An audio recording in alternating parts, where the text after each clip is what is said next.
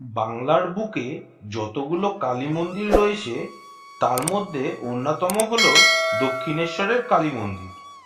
আর দক্ষিণেশ্বরের মন্দিরে মা কালী ভবতারিণী রূপে পূজিত হন। এই মন্দিরের অনেক অলৌকিক মাহাত্ম্য রয়েছে। এই মন্দিরটি তৈরি করেছেন লোকমাতা রানী রাসমণি দেবী।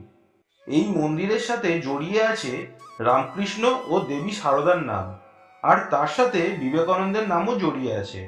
তো চলুন এই মন্দিরের অজানা কথা আলোচনা করা যাক। দক্ষিণেশ্বরের কালীবাড়ি কলকাতার অদূরে গঙ্গা নদীর তীরে অবস্থিত।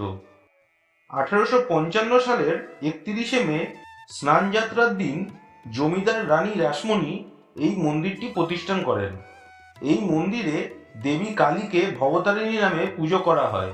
ঊনবিংশ শতাব্দীর বিশিষ্ট যোগী রামকৃষ্ণ পরমহংস এই মন্দিরে কালী সাধনা করতেন।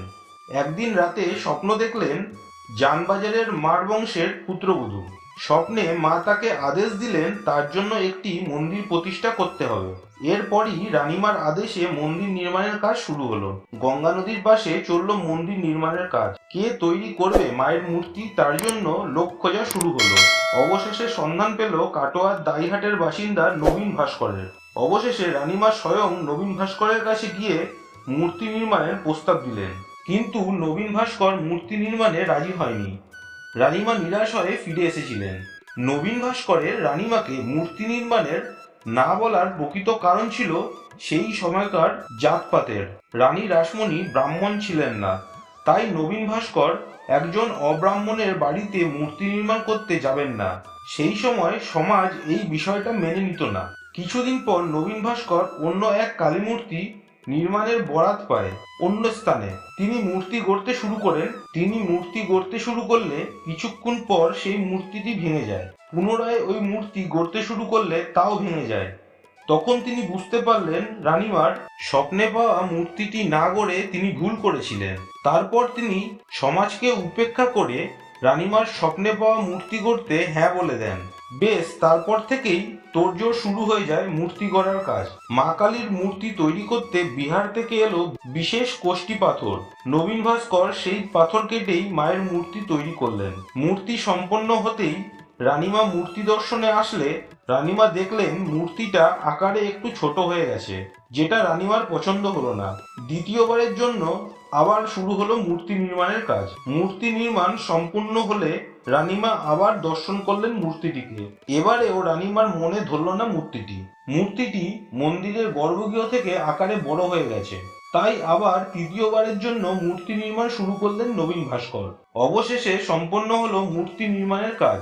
বর্তমানে দক্ষিণেশ্বরে মা ভবতারিণীর এই তৃতীয় মূর্তিটি পূজিত হন। আর নবীন ভাস্কর যে বড় মূর্তিটি নির্মাণ করেছিলেন তা এখন প্রতিষ্ঠিত রয়েছে হেদুয়ার গুহবাড়িতে। দেবী এখানে পরিচিত হন নিস্তারিণী কালী রূপে। আর ছোট মূর্তিটি প্রতিষ্ঠিত হয়েছে বরাহনগরের দে প্রামাণিক বাড়িতে। দেবী এখানে পরিচিত আছেন ব্রহ্মময়ী কালী রূপে। প্রায় 20 একর জমির ওপর দক্ষিণেশ্বরের মন্দিরটি নির্মাণ হয়েছিল। এই জমিটি রানী রাসমণি কিনেছিলেন জন হেস্টি নামক ইংরেজের কাছ থেকে। প্রায় 8 বছর লেগেছিল এই মন্দিরটি তৈরি করতে।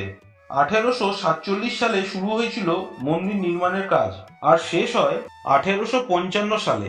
এই 8 বছরে প্রায় 9 লক্ষ টাকা ব্যয় করে মন্দিরটি নির্মাণ করা হয়েছিল।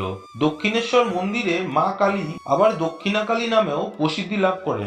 মন্দির নির্মাণ সম্পন্ন হতেই এখানে প্রধান পুরোহিতের দায়িত্ব পেয়েছিলেন রামকুমার চট্টোপাধ্যায়। পরবর্তীকালে রামকুমারের মৃত্যুর পর তার ছোট ভাই গদাধর অর্থাৎ রামকৃষ্ণ পরমহংসদেব মন্দিরের প্রধান পুরোহিত হিসেবে নিযুক্ত হন।